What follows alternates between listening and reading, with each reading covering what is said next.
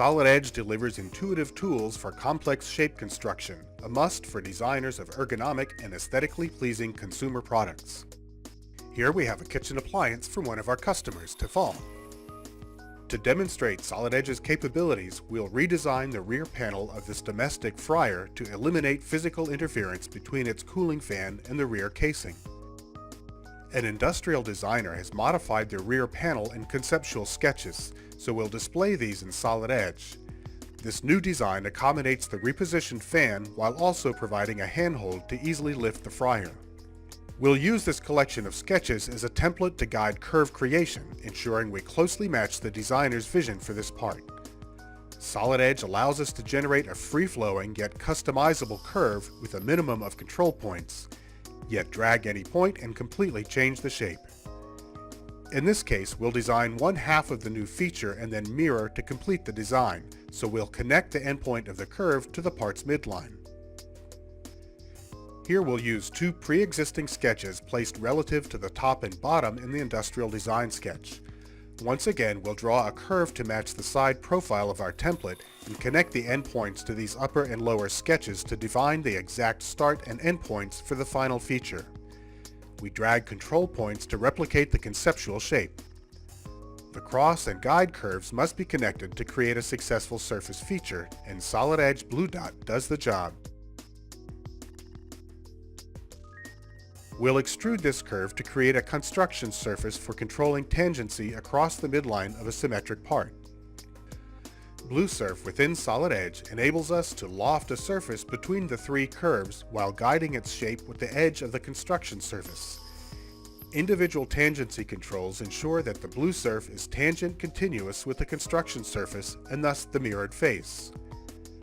Our next task is to trim away part of the surface we don't need. We'll project onto our surface an existing curve based on the conceptual sketch. Simple and fast. To complete this rear surface, we'll stitch together the two halves. The ruled surface command extends the edges through the existing casing part. Advanced rounding really aids aesthetics, so we'll place a constant width round along the edges. Next, we'll use surface body by boundary to cap off the inside of the surface body. Stitching these two faces will form a solid body that we can use to punch or emboss the original part. Simple and fast. We can finish the design by rounding the resulting edges.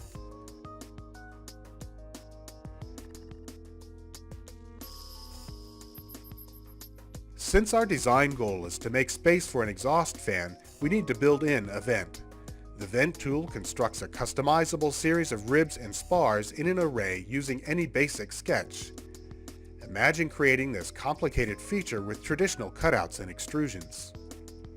Creating complex shapes in Solid Edge is easy, yet smoothness and flow of the final plastic is of utmost importance. In this part, we have 6 individual faces along the top. The Zebra Stripe visual inspection tool helps.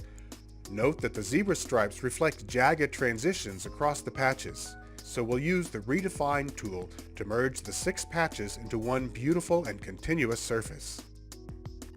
Now that we've seen some powerful surfacing tools in Solid Edge, watch as we create complex geometry utilizing multiple solid bodies. This fryer uses a stirring paddle to ensure an even distribution of cooking oil throughout the food, so we need to design an arm coming off the paddle's mounting hub. To begin, we have a top view sketch of the arm's shape and a side profile sketch depicting how the top of the arm curves away from the center mount. We'll combine these sketches to generate a resulting cross curve of their virtual intersections.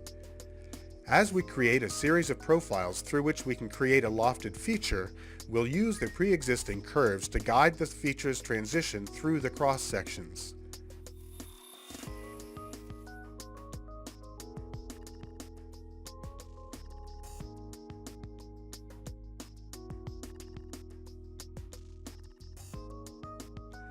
At any point, we can make a change to the defining cross-section profiles. Watch how the complex lofted feature dynamically updates. In this case, we want to retain the original design. To finish this arm, we'll place a constant width rounds on the top edges. The end of the paddle is a proven design that we're simply going to integrate into our paddle arm.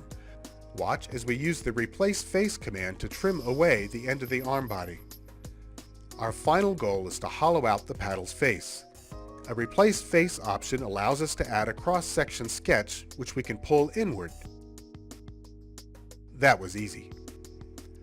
In this demonstration, we've proven that Solid Edge provides a broad collection of surface and solid modeling tools, perfect for creation of complex consumer products. Solid Edge. Design better.